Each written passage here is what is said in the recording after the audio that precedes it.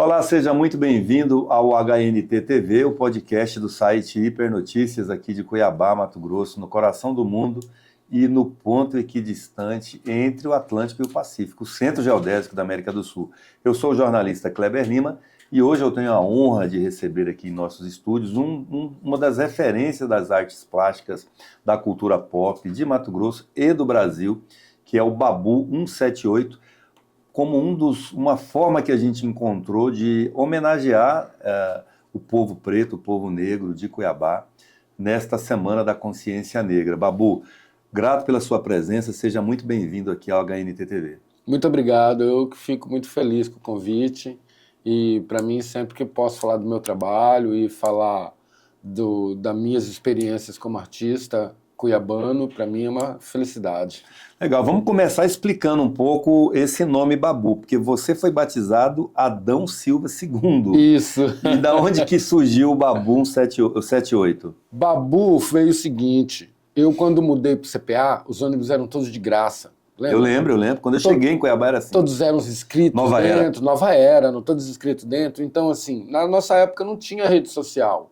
Mas o anseio da juventude era o mesmo, de continuar se conectando com o mundo e com os outros. Então, esses ônibus inscritos eram um meio de conexão, porque quando eu cheguei aqui no CPA, morava no Parque Cuiabá... Ônibus inscrito que você fala era tipo pichado, de canetinha. Pichado de canetinha, exato, os nomes loucos que tinha. Jos Bahia, uns nomes diferentes que tinha. Então, eu quando cheguei no CPA, eu queria participar disso tudo. Opa, eu quero riscar esse ônibus. Eu quero também participar dessa conexão, porque eu via aquilo tudo e eu via nos filmes. Um Príncipe em Nova York, Karate Kid, os ônibus, os metrôs eram todos iguais àqueles que a gente tinha. Então era um elemento de conexão, de ligação, de saber que a juventude que estava aqui existia lá do outro lado onde a gente estava vendo o filme. Era uma rede social. Então eu também queria estar nisso. Só que eu não queria escrever o nome que eu tinha de batismo. Adão Silva II. Era o nome do meu pai, todo mundo me chamava de Adãozinho. Como que eu ia escrever Adãozinho lá dentro? Parem as máquinas, o Babu já foi chamado de Adãozinho. Adãozinho. Não combina com você, cara. Não ia. Aí eu mudei para uma casa que tinha outro cara que era negro, andava de skate e era popular pra caramba no bairro, chamava Babu. Morava no CPA, mora até hoje, a gente é amigo. Os filhos dele falam que eu sou mais Babu que ele hoje em dia. Aí eu comecei, eu tive a brilhante ideia de falar, vou escrever Babu, porque ninguém vai saber que sou eu, e se sujar não vai dar nada pra mim. Dá pra ele. Exatamente, eu fico com vergonha de falar isso, que é uma covardia, sabe? Mas foi isso que eu fiz. E aí eu comecei a assinar Babu. E eu não esperava que isso fosse acontecer, que eu ia fazer um documentário falando sobre o meu trabalho com o nome Babu, ou que eu ia conhecer os filhos do cara com o qual isso aconteceu, ou que meu nome hoje fosse parar em um monte de lugar, que estava em museu, que estava em galeria, que estava em ruas espalhadas pelo Brasil inteiro. Eu não imaginava que isso, sabe? Eu só queria estar dentro de algo, me sentir pertencente, igual todo jovem hoje tem o mesmo sentimento. E o 78? A sua 78, exatamente. Quando eu deixei de fazer o grafite old school, que é esse grafite norte-americano, que as pessoas estão acostumadas a ver, dos nomes, das letras, né, espalhado na rua, eu comecei a fazer algo mais intrínseco, algo mais meu, que começou a surgir as folhas, começou a surgir eu dentro desse grafite, e menos um formato padrão do que já existia, americanizado, vamos dizer assim. Eu, ao mesmo tempo, queria homenagear essa escola, que o grafite a gente chama old school, a velha escola do grafite. Eu queria homenagear isso, porque uma parte que me deu régua e compasso, como diz o Gil, sabe? Me botou no mundo. Então eu queria colocar isso como os grandes grafiteiros da minha época, que eles colocavam os números das ruas, dos bairros, junto com o seu nome, tipo Copitu, Take 187, porque o grafite é uma coisa territorial, ele marca um território, a gente defende um estandarte, né? Então eu queria homenagear isso, só que eu morei em vários lugares, várias casas no CPA, sabe, uma vida nômade que meus pais deram pra gente, então eu não tinha esse lugar de referência. E com o tempo eu descobri que o lugar de referência que eu tinha era o tempo. Massa. Era o lugar onde existia, porque o tempo é um lugar. Quando a gente... E eu descobri isso porque a gente estava numa roda de conversa, todo mundo... E quando falava da época que você nascia, todo mundo falava do mesmo tênis, do mesmo desenho, porque é aquele lugar onde a gente se encontra. Então todo mundo de 78 se encontrava nesse lugar. Não é só espaço, né? Não. Não é só território, né? Não, é... Tempo e espaço é a mesma coisa. Saca? Então eu comecei a descobrir nisso. E aí eu coloquei o 78, porque esse era o meu lugar. Era a minha numeração da minha quadra, da minha rua, do lugar imutável da minha vida. E é um período histórico muito interessante no Brasil, porque 78 a gente já começa a sinalizar com o final da ditadura militar. Exatamente. Então começa a ter um pouco de abertura política, já começa a ter algumas eleições, né? Exatamente. Então, assim, você nasceu aí, mas você vira assim, pré-adolescente ali, 88, 90, né? Exatamente. Já no pós-ditadura, a gente saindo da ressaca, vivendo a ressaca da ditadura. Que ela significa, em termos sociológicos e políticos, um momento, a ressaca que eu me refiro, assim, é um momento de liberdade plena. Que ninguém era mais perseguido por pichar um muro. A minha adolescência, a minha pré-adolescência e adolescência, eu vejo como se fosse uma... A gente estava passando por uma situação experimental. A gente vinha bandas como... Teve MTV, a gente via bandas como Charlie Brown, como Planet Hemp, Raimundos, falando de coisas que hoje seria impossíveis falar no mundo do politicamente correto. Distrito Federal. Ou num período antes da censura. Você entende? Perfeito, então a gente passou nesse período que era um período experimental, culturalmente experimental. A gente vivia num liquidificador cultural. Era. Sabe? Explodindo tudo. Exatamente. Eu com 10 anos, 11 anos, eu estava começando a escutar Racionais, em fita cassete, sabe? A gente via o Charlie Brown falando de coisas, de uma vivência de adolescente muito livre, como se nunca a gente tivesse passado esse período, sabe? Da ditadura ou coisa parecida. Ou como se imagina ele sobrevivendo no mundo de hoje. É um paradoxo esse período. Eu tenho mais ou menos, sou um pouquinho mais velho que você, eu sou de 69, né? Então eu já vi esse momento com um pouquinho mais maduro. Exatamente. Mas eu vejo que tem um paradoxo nesse período, assim, que você está falando, porque ao mesmo tempo que ele é revolucionário, da rebeldia e tal, ele é romântico também. Ele é romântico também. Né? Porque, ainda mais para nós aqui no Centro Geodésico da América do Sul, como eu me referi na abertura, a gente é meio que inspirava, a gente via aquilo assim como uma coisa épica, né? Sim, para mim foi importante muito, porque foi um período meu de formação como adolescente. Então foi quando eu comecei a viver esses experimentos sociais que os adolescentes têm. Então eu conheci o skate, foi uma coisa... Você é skatista? Sou skatista. Não é só tipo, não? Não, eu tenho meus skate em casa, ando... junto com minha gangue de skate, aí a gente dá uns rolês, meus filhos andam comigo de skate. Legal. Não, ainda ando de skate, já tenho umas feridas espalhadas vivas. Algumas, né? Algumas ainda. Provavelmente. Ando de skate. Então o skate foi um instrumento... Eu nunca nem tentei subir no skate. É mesmo? Não. Bicicleta, já quase morri, que eu fazia estripulia com bicicleta. Eu falei, se eu for subir na tabinha dessa roda... Skate era aquela coisa pra nós, era uma rede social também, era um instrumento de libertação, era uma coisa que... Agora, você falou antes nos bastidores de uma coisa que eu fiz muito, que era carrinho de rolemã. Carrinho de rolemã. Você falou aqui já no ar, né? Eu fiz alguns quando eu era mais novo, mas logo eu descobri o skate e... tudo desandou na minha vida. Para começar, eu enchi o saco do meu pai para comprar uma bicicleta para mim, uma Caloi 10 de marcha, lá no Novo Horizonte.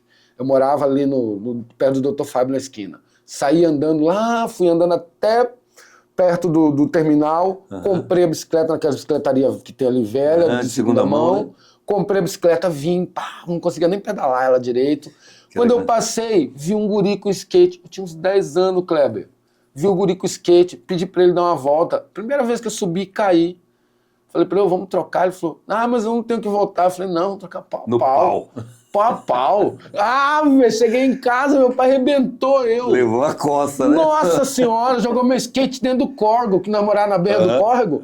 Jogou meu skate lá dentro, minha mãe que pegou e juntou e tal, enxugou, guardou. E à noite ela me deu de volta. Nossa, aquilo foi uma coisa na minha vida que eu tenho até hoje. Olha, foi um acontecimento Foi mesmo um assim, acontecimento. né? E o que significou para você nessa idade? Porque tem essa parte glamourosa, né, romântica, da liberdade, mas é um estilo de vida também que impõe riscos, assim, contato com álcool, com droga. Sim. Como é que foi isso para um menino de pré-adolescente ali da periferia de Cuiabá? Olha, Kleber, quando eu comecei a andar de skate, a minha família estava passando um período financeiro muito difícil. Então, assim, era eu, mais 3 irmãos, meu pai e minha mãe. Meu pai passava um período muito difícil também, com álcool, com problema de trabalhos. Então, eu passava muito tempo na rua, mais do que em casa. E o skate me ajudava nessa possibilidade porque você tem o que fazer na rua. Você fica junto com a gurizada, anda pra lá, pra cá, todo mundo suado o dia inteiro, fedendo, incomodando os outros, pedindo água, sabe? E, ao mesmo tempo, a gente frequentava as festinhas à noite. Então, assim, foi quando eu comecei a beber, né? E Isso com o quê? Com que idade? 13? Com 13, 14 anos, né? Então, assim, isso começou a colocar a gente diante dessas situações. A realidade, é a dureza da realidade, né? É muito difícil. Mas com o tempo você vai tomando consciência disso. Então, assim, o que garante isso tudo é um lastro familiar que você tem, essa segurança que existe, você entende? Por mais que isso tudo tenha acontecido desse jeito, minha mãe, ela sempre foi uma figura muito poderosa, muito potente, assim, sabe? Dentro dos laços com qual ela conseguia amarrar. Então ela conseguia amarrar isso de uma maneira muito fabulosa. Você quer ver uma coisa? Ela começou a ficar amigo mais dos meus amigos do que de mim mesmo. Olha. Lá em casa ela tinha um pé de manga, ela jogou um sofá velho e botou embaixo do pé de manga. Ela viu que a gente juntava lá embaixo e tal. E para não ficar na rua, ela deu um liquidificador que tinha pra gente fazer suco. Então a gente passava o dia inteiro sentado naquele pé de manga, tomando suco, andando de skate na ladeira que era em frente da minha casa. Então ela tentava de alguma maneira dela trazer você para ela ficar ao alcance do olhar dela. Exatamente. Né? Então, assim, ela não conseguia 100% fazer com que eu tivesse proteção de toda coisa permissiva que a rua pudesse me oferecer. Mas, ao mesmo tempo, ela podia me carregar de sentimentos fraternos, você entende? Que pudesse me alimentar escudos. Isso aí. Eu vi essa imagem, você falando do escudo, da guarnição, entende? Né? Cara. Coisas que falam, que passam exemplos para você, que fica marcado lá dentro, que toda vez que você está diante dessas situações, você fala assim, caramba, mano. É exatamente isso que minha mãe falou. Então ela falava coisas para mim do tipo, se for para aceitar menos, não pegue, volte para casa porque aqui você tem. Então coisas desse tipo, sabe? De autoestima, de valorização. Exato, que vai alimentando, né, dentro de você, e coisas que ela mostrava também com a vivência. Minha mãe, ela só teve eu de filho, mas eu tenho mais 7 irmãos adotivos. Então lá em casa era uma casa de muitas crianças. Ela era bezedeira, mãe de santo, criou essa criançada toda. Ali na região dos Três Barros. Vamos homenagear a sua mãe aqui. Minha mãe chama Dalva Silva. Dalva? Eu tenho aqui Dalva Silva e meu pai chama Adão da Cruz. Eu sou filho de uma estrela com o primeiro homem do mundo. Que legal, que massa. Legal, muito né? Bom, muito bom. Legal, minhas âncoras. Dalva. Isso é uma coisa fundamental, assim, de se todo mundo tivesse esse reconhecimento, né, pela importância dos pais. Sim. Tinham mais, assim, equilíbrio na vida, né? Sim. De certeza, de certeza. Que por mais dessas dificuldades que a gente vivesse, que eu sempre fui um guri pobre, nunca fui um guri com muita grana, sabe? Hoje que eu posso realizar todos os meus sonhos, inclusive a pintura é um grande sonho meu de criança, sabe? Eu tô querendo fazer essa conexão do skatista com o artista. E aí eu quero saber quando que esse skatista descobre a arte. É dentro do ônibus da Nova Era ou nessa época você ainda não era skatista? Eu, nessa época, ainda não era skatista. Eu comecei a ser skatista depois. Nessa época, quando eu mudei para o CPA, dos 10 anos de idade, que eu vi os ônibus escritos. E aí eu mudo para essa casa, assumo esse nome Babu e começo a andar de skate. Entendi. Aí Então a arte chega primeiro. A arte chega primeiro. Na verdade, ela sempre esteve lá. Eu sempre fui um guri muito inquieto. Você quer ver um truque que minha mãe tinha? Eu lembro que a gente saía do CPA e ia no INPS, que era uma coisa de serviço público de saúde que tinha ali na Getúlio Vargas. Eu conheço. Tem lá o prédio até hoje, né? Exatamente. Então ela tinha... Eu voto lá. Vota lá? Eu voto Que lá. legal. Ela tinha dentro da bolsa dela papel e caneta. Ela tinha aquelas canetinhas hidrográficas e folha chamex, assim. Irmão, era só ela botar aquilo na minha mão e eu ficava quieto. Desenhando do mesmo jeito que eu desenho até hoje, o dia inteiro, sabe? Assim, ó, pá, deitado às vezes no chão, assim, ó, viajando. E o traço nasceu ali? Nasceu ali. O traço que você tem até que hoje? eu tenho até hoje. Que incrível, hein? Saca? Então, assim, era um truque que ela tinha, então ela já tinha percebido alguma coisa. Ah, eu sei como fazer esse guri ficar quieto. Você acha que isso é o quê? É um dom, é um talento, o que é isso? Kleber, Que isso não foi desenvolvido pelo que você está falando. Se o seu traço já era assim com 10 anos... Eu acredito que a gente tem prioridades na vida mesmo antes da gente escolher elas. A gente sabe o que a gente quer de alguma maneira, o rumo que você vai tomar, que você quer aquilo. Sabe, você conhece crianças que falam, mano, ele quer isso de verdade. Sabe? Então, eu acho que é mais ou menos isso. Eu sempre quis desenhar, sempre tive essa coisa de me manifestar através do meu desenho. Então, eu acho que isso eu fui buscando com o tempo, sabe? Coisas que foram aperfeiçoando, que foram entrando na minha vida e foi somando, eu fui buscando isso. Aqui mesmo, na rua aqui embaixo, aqui tem um painel meu grande ali, que é no hotel. Lindo. Foi a Casa Cor, que é hoje o maior painel meu que eu já pintei. Eu até brinco com o dono lá. O que a gente vê pela Miguel Sutil ou o que a gente vê pela Avenida de CPA? Porque tem dois ali, né? São ou é três, um só? São 3 painéis que tem. Tem um aqui que é a visão do Pantanal, ele tem a curva, que é uma rede pantaneira, e ele tem o outro que é os peixes do Pantanal. Então ele é um painel só. Entendi.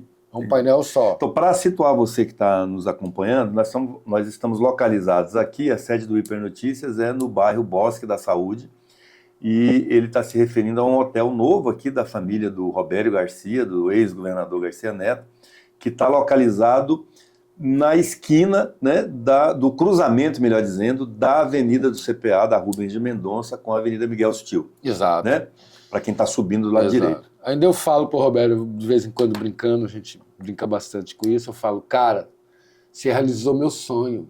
E melhor que isso, você ainda me pagou por isso. Ele tá fazendo ali uma galeria natural. Né? Ele tá trabalhando no hotel ali com esse estilo pantaneiro, né? E tá investindo bastante em arte, e principalmente em novos artistas. Eu vejo, tem o Adriano, tem o Pedro Wagner, tem outros artistas novos que têm essa mesma linguagem também.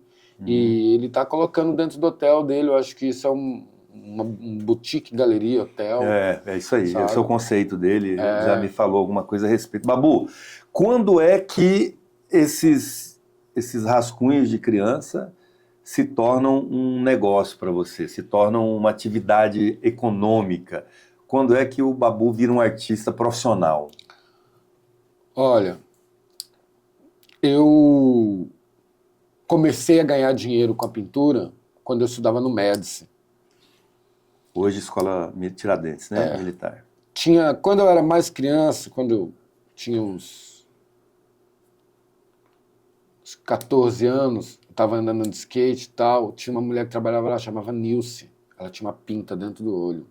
Ela trabalhava no SOI, Serviço de Orientação Educacional. Eu sempre estava lá porque sempre estava viajando na sala, ou fazendo alguma coisa que não era da aula.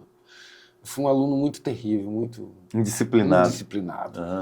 E aí ela descobriu porque ela levava lá e a gente começava a fazer a capa dos trabalhos. E eu fazia umas letras, capa dos trabalhos, da hora. Ela tem alguma coisa.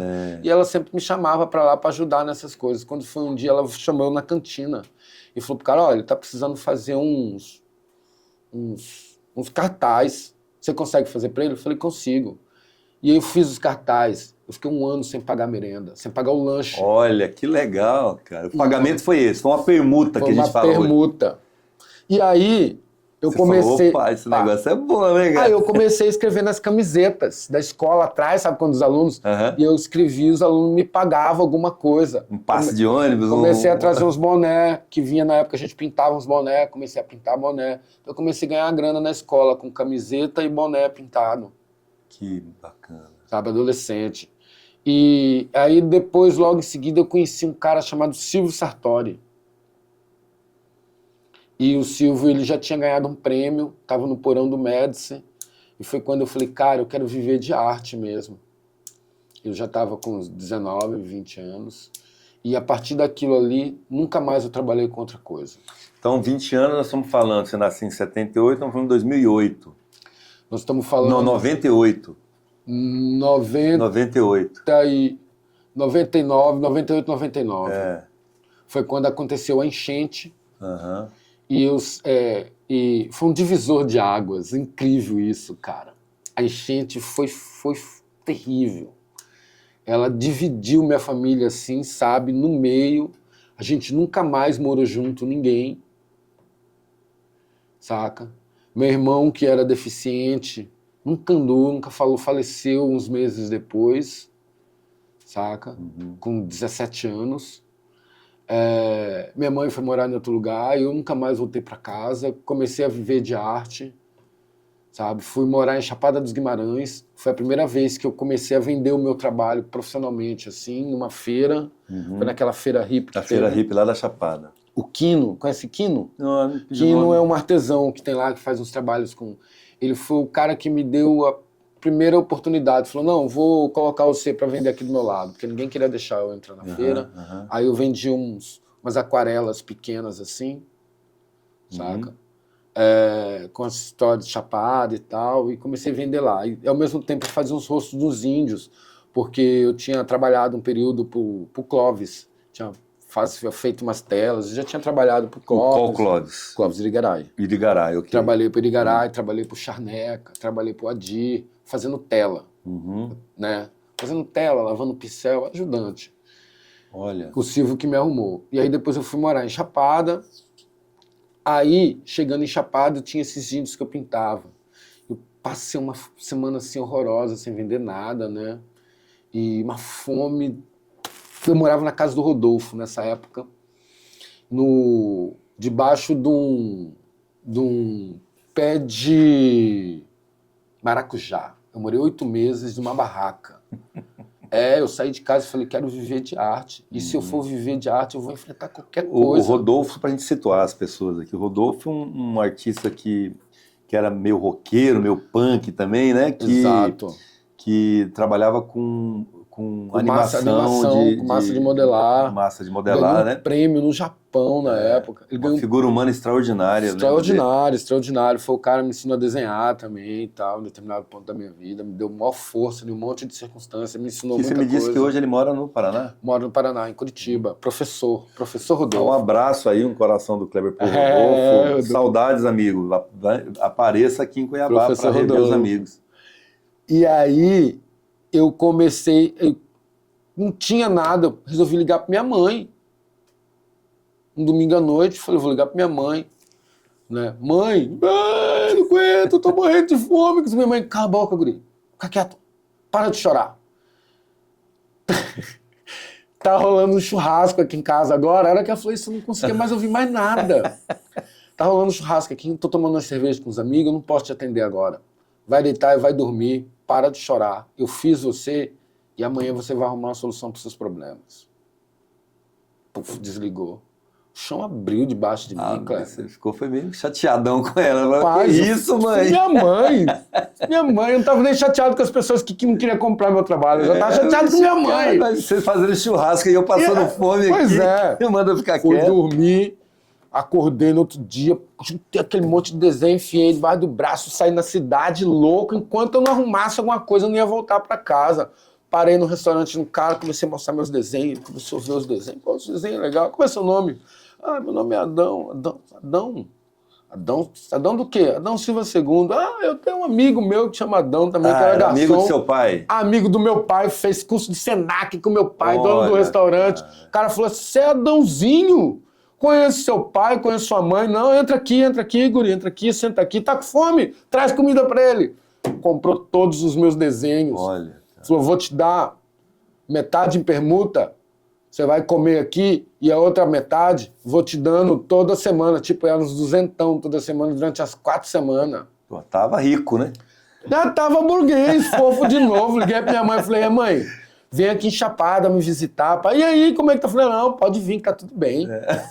Ela chegou, Chapada, foi na minha casa, minha mãe, madame, entrou em casa, olhou, tal, conheci o Rodolfo, tal, conversaram. Aí, vamos no centro. Deixa eu levar ela no restaurante, que eu tava com a permuta. Tava com a permuta, tava fofo. Na hora que eu sentei no restaurante, que ela sentou, que ela cumprimentou, que ela olhou os quadros assim, ela olhou pra mim e falou... Aí ele decorou o restaurante com os quadros. Ela olhou pra mim e falou, viu? Eu te criei. Força dela, né? Que legal, amigo. Imagina, ela Dona também... Dalva. Dona Dalva, ela deve ter ficado apreensiva na hora, com o coração partido, mas ela tinha que fazer aquilo. Já pensou se ela liga pra mim e fala, não, meu filho vai deitar. Vem embora pra casa. Vem embora pra casa, porque, Juninho, eu vou dar tudo que você precisa. Jamais eu ia ser capaz de lutar pelas coisas que eu acredito. Jamais. E ela sempre falou pra mim, mar calmo nunca faz bom marujo. Verdade. Não é? Verdade. Não é? Já pensou? Se na primeira barreira que eu encontrasse, eu tivesse que correr para a barra da saia da minha mãe e ela me acolhesse? Jamais ela faria isso. Quem sabe a gente não estaria aqui hoje, né? Nesse jamais. Babu, e aí? Quando é que você estoura, assim? Porque hoje você é uma referência da cultura pop, como eu abri. Como é que você... Primeiro, vamos demarcar isso. Como é que você se define? É um artista hip hop, é um artista pop, é um artista punk? Como é que é isso? É uma pergunta de leigo mesmo. Eu sou um artista, Kleber. Eu tô dentro dessas coisas todas, sabe, assim... eu sou um grafiteiro, eu gosto do termo grafiteiro, sabe? Acho que a minha identidade está muito mais na rua do que contida dentro de qualquer outro suportes. Eu acho que os suportes também não resumem o artista. Eu acho que o fato dele fazer o que faz, seja em tela, seja em um objeto, eu acho que isso não define ele basicamente. Eu acho que ele é um artista. Mas eu gosto do termo grafiteiro. Eu acho que está ligado à minha essência, ao que eu sou. Um artista de rua. Artista de rua. Tenho o maior orgulho disso, sabe? Sinto uma coisa muito forte ainda, subversiva, transgressora nisso, que me alimenta, sabe? Essa chama, essa coisa jovem, que eu vejo a Aline Figueiredo falando sobre o Salão Jovem Arte, que não tem nada a ver com ser novo, mas porque a arte é uma coisa que é sempre jovem, sabe? A força é uma coisa nisso. Então, eu acho que eu me defino nisso. Eu sou grafiteiro, sou artista. Me corrija se eu estiver equivocado, mas além desse painel gigante que você já falou aqui no hotel que está para ser inaugurado, acho que não tem nome ainda, né? Não sei. Ouro. Hã? Ouro. Ouro. O nome do hotel é Ouro? Ouro Grande Hotel. Isso é um furo de reportagem aqui que a gente não sabia ainda o nome. Mas, assim, para as pessoas que ainda não te conhecem, poder te reconhecer, eu tenho uma impressão que por onde você vai hoje em Cuiabá, que tenha uma primavera, que é uma planta que forma assim, uma copa super bonita e colorida, tem uma mulher desenhada embaixo dela que se transformou a primavera no cabelo dessa mulher negra, né? Essas obras são suas? Não, essas obras não são minhas. Grande parte das minhas obras aqui em Cuiabá, elas estão ligadas à grafia urbana mesmo. E de quem que faz essas mulheres com as primaveras? Essa Me parece que é um artista só, né? Não é um artista só. São outras pessoas, são várias pessoas, é que nem asas. Tem formatos de pinturas que hoje viraram hits, viraram assim, instagramáveis, né? Então, assim, eles fazem isso. Eu tenho uns trabalhos na rua Geralmente meus trabalhos na rua não são muito comerciais, eles estão ligados a essa relação de protesto. Eu tenho os ônibus pegando fogo, eu tenho do trator pegando fogo. Fala uma aí, assim, um lugar que você lembra. Eu tenho ali, sabe a Igreja Boa Morte? Sim. A rua da Igreja Boa Morte. Cândido Mariano. Cândido Mariano, Cândido Mariano, e do lado tem aqui subindo para Getúlio Vargas. Cândido Mariano subindo para Getúlio. Na contramão ali, né? Exatamente, na contramão. Uma subidinha assim. Isso. Do lado assim tem um painel meu que tem um ônibus pegando fogo bem grande também ali. Né? No CPA, no bairro também tem bastante. Né? Em Cuiabá, assim, ficou... Minha pintura popularizou mais há uns 10 anos atrás, que quando eu pintava muito mais na rua, né? Agora eu tenho investido muito mais, de uns 10 anos para cá eu tenho investido muito mais em trabalhos de estúdio, em galerias, em outros suportes diferenciados, né? E feito mais painéis comerciais também. Eu conheço, inclusive, alguns clientes seus, assim, que são clientes compradores contumazes, né? Um deles é o Eduardo Marrom, por exemplo. Marrom. Levou a sua arte até lá para a Academia de Mato Grossense de Letras, para o Instituto, né? Sim. Tem no escritório dele. Tem, bastante. Enfim. Eu quero fazer uma ponte... Doutor Murilo, Tânia Arruda... Legal. O Ramon da Carlini Calinhato, são pessoas que... Eu sou um cliente seu, que eu te contei a história que eu comprei umas artes suas numa época e extraviou. Eu já tentei, eu vou ter que... Infelizmente, aquelas, tomara que estejam em boas mãos. Né, e eu vejo novas pessoas também, novos colecionadores também consumindo assim. Não só porque tem a condição de ser amigo que compra, e tem pessoas que colecionam mesmo, que eu vejo assim, pessoas novas. Eu conheci agora o delegado Marcel, que é um colecionador novo, que me apresentou outras pessoas também, que são colecionadores novos também. O Lucas da Sumac, sabe, que está colecionando também agora, que são pessoas novas, e muito legal isso tudo. Tá, eu quero aproveitar esse momento para a gente fazer uma conexão do Babu cuiabano. Você me falou ali que você é de Chapecruz, né? Você é da última geração de Chapecruz. Que veio a chapinha. Explica aí para o nosso espectador o que significa o Chapecruz. O Chapecruz significa nascimento e morte. Chapa é quando você nascia no Hospital Geral e ganhava uma chapinha. Que era uma pulseirinha, que era uma pulseirinha de identificação que vinha com seu nome. Porque você já saía da sala e ia para outra sala que era o cartório. Que você era registrado, que o cartório era dentro. Pedro Maciel era dentro da maternidade. Olha. Não era fora. Então você já saía de lá e já ia direto. E olha que trabalho, né? Porque era uma chapinha de metal. E fala tipo Chapecruz, porque é uma chapinha aqui de nascimento e cruz de falecimento. Quando então, enterra no cemitério. Então você é cuiabano de que nasceu, que vai até morrer. Genuíno. Então assim, nós já falamos um pouquinho do Babu cuiabano, de uma família pobre, da periferia de Cuiabá, que descobre a arte urbana dentro de um ônibus do Nova Era, que Exato. Se identifica com dos grandes centros urbanos do mundo, né? De Nova York, você está falando de metrô, dos filmes antigos. Cara. E o Babu com consciência racial, para a gente aproveitar esse momento que nós estamos na Semana da Consciência Negra. O Babu, que é um dos primeiros homenageados no primeiro prêmio Gegé de Oiá, que é um grande acontecimento, a meu juízo, para essa temática aqui, para o povo preto de Cuiabá. Quando que desperta no Babu essa consciência racial? Olha, eu sou filho de mãe preta, mãe de santo, bezedeira. Então, lá em casa, todos os meus irmãos, todos, leram Jorge Amado e fizeram capoeira. Então... Que podia ser filho da sua mãe.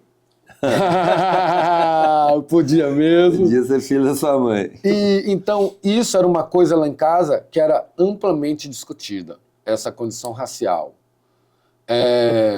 Tanto, eu lembro um dia que eu cheguei em casa, eu tinha uns 10 anos de idade, eu cheguei em casa chorando, porque eu cheguei e falei para minha mãe que eu não podia ir na casa do meu amiguinho, porque o meu amiguinho falou que a mãe dele não queria que eu estivesse lá, porque eu era filho de macumbeira. Hum.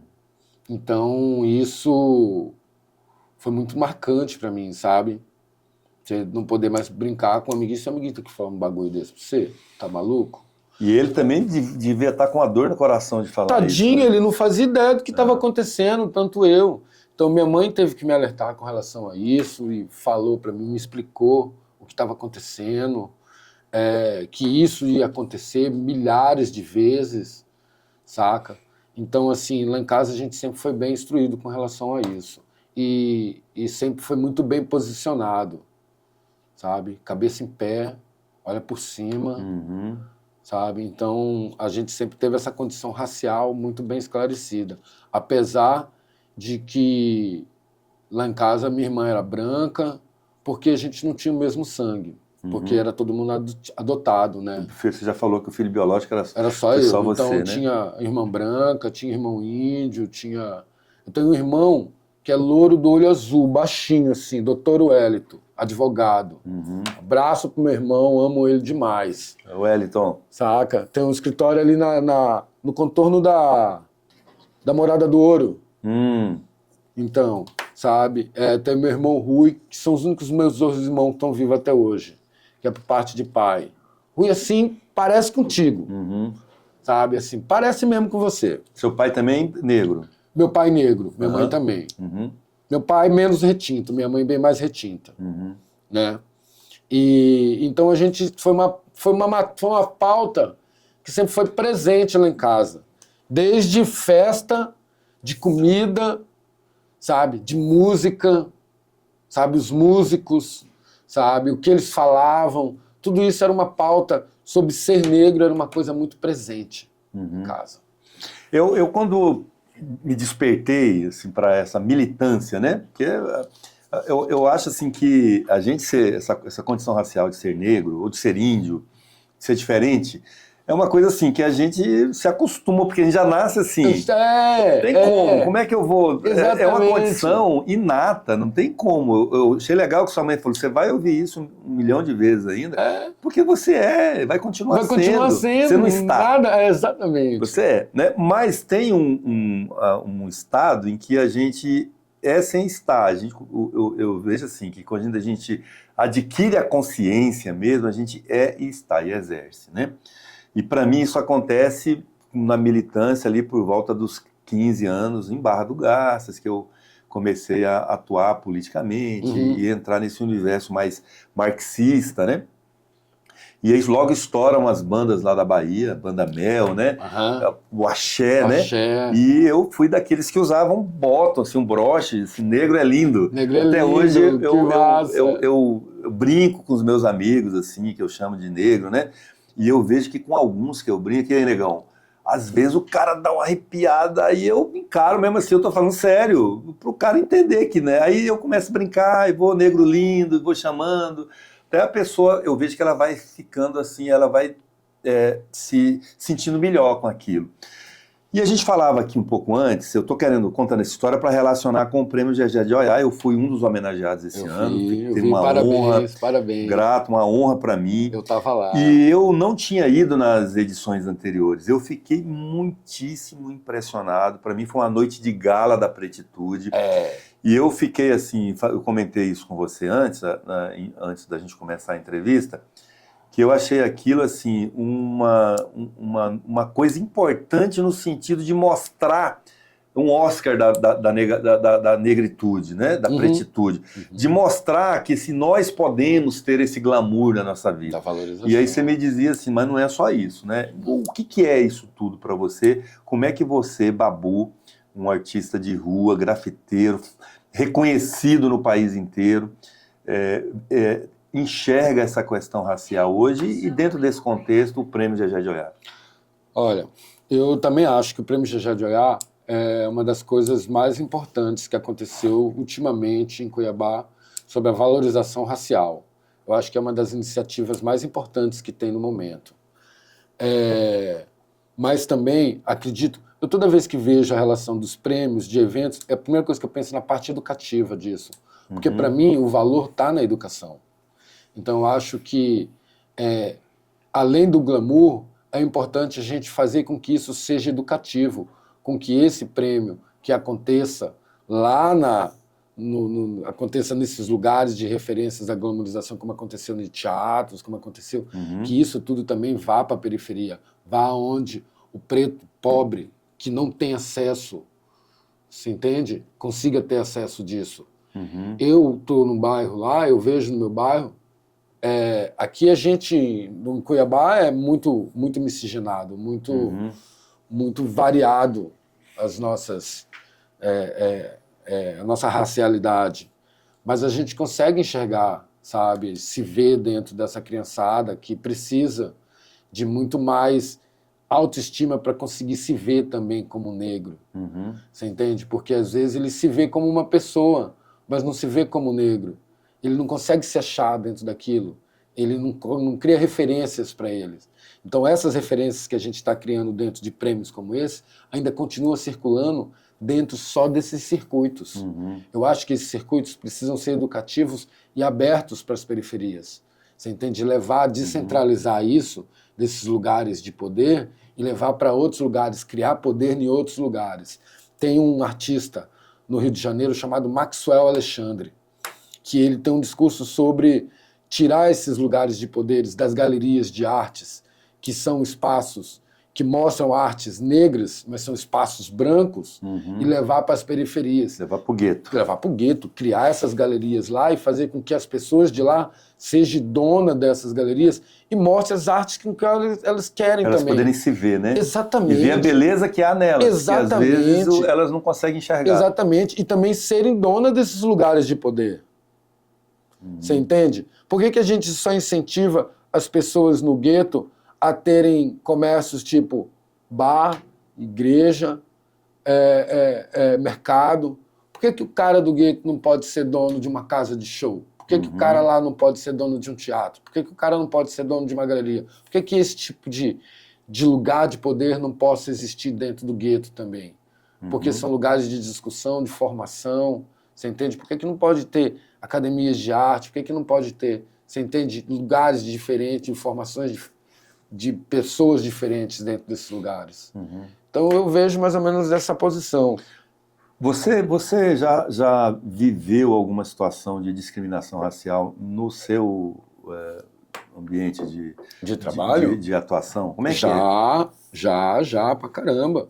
Às vezes eu vejo muitas coisas que as pessoas preferem o artista branco. Né? Cristão. Você já perdeu, assim, de o cara contratar o Babu pela arte, mas não conhece o Babu. Aí a hora que chega o Babu, você fala, não estou mais interessado, não quero. Já aconteceu algo grave assim? Eu já perdi cliente por ele ver minha página no Instagram. Sabe? Por ele... eu recebi uma indicação sua que você é um excelente artista, não sei o que, eu quero que você faça um desenho para mim e tal. Passa os desenhos seus. Mostro minha página, eu percebo que o cara vai lá, dá uma olhada... Aí desiste. Porque de repente ele viu alguma coisa que tem desenhos de religião de matriz africana, sabe? Ou porque ele só viu gente preta desenhada lá, sabe? Ou porque ele viu, sabe, tratou do agronegócio pegando fogo, sabe? Então esse tipo de coisa. Então aí a pessoa desiste. Recua, né? Recua. Mas é normal. Como é que você orienta? Você falou que tem filhos, né? Você tem quantos filhos? Tenho 3. E que idades que eles têm? Tenho de 29, 20 e 16. Então, praticamente todos adultos. Sim. Como é que foi essa educação? Como é que você trabalhou essa temática racial com eles? Olha, o meu mais velho, o Pedro, que é o meu mais negão,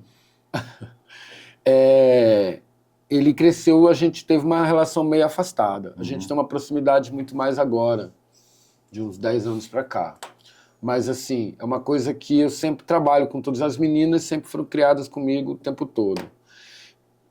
A mesma postura e educação que eu recebi é a que eu passo para meus filhos. Os ensinamentos que eu tive da minha mãe, o time que está ganhando a gente não mexe, né?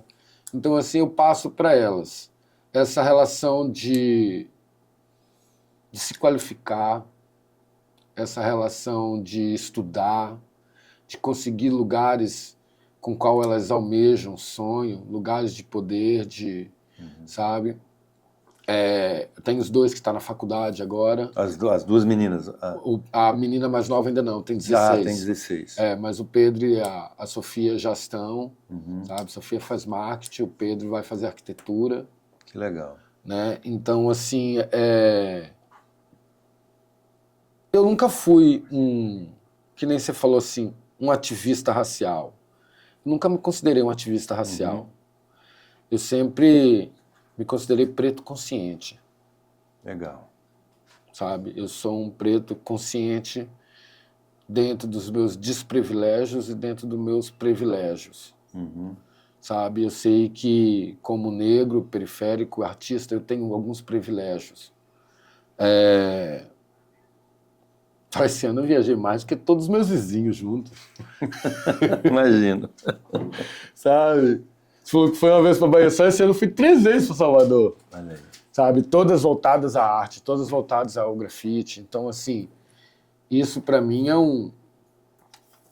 sem dúvida, assim, um privilégio que o grafite me trouxe e que isso aconteceu também porque eu sou um artista negro. Né?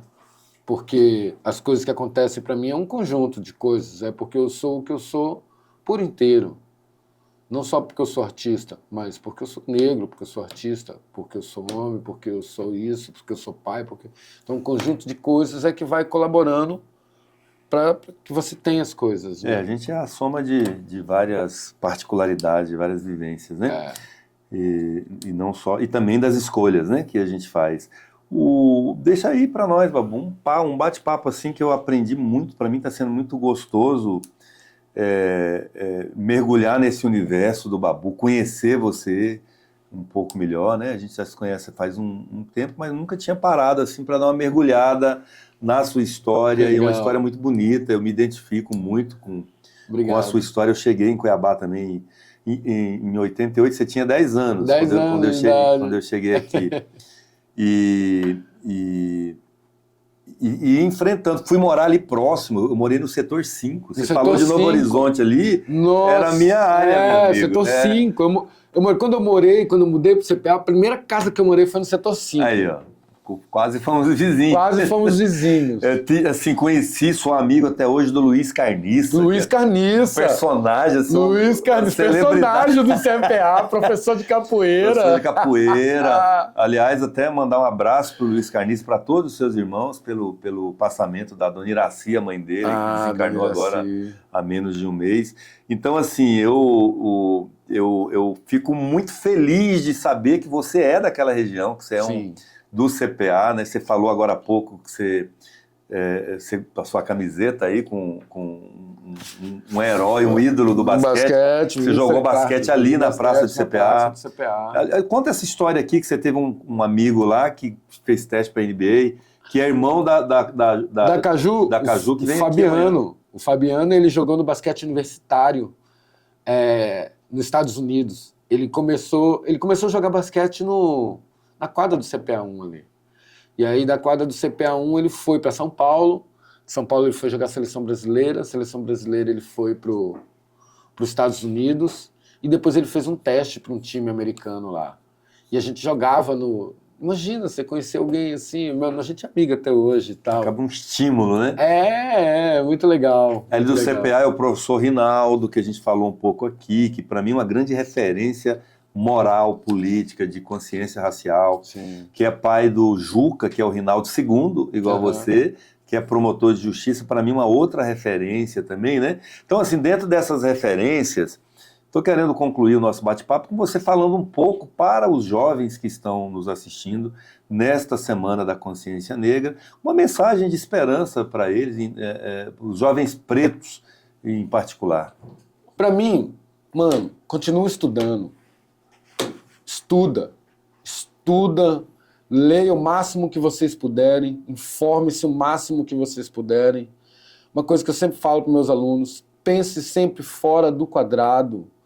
Pense fora do quadrado. Não acredite em tudo que todo mundo fala.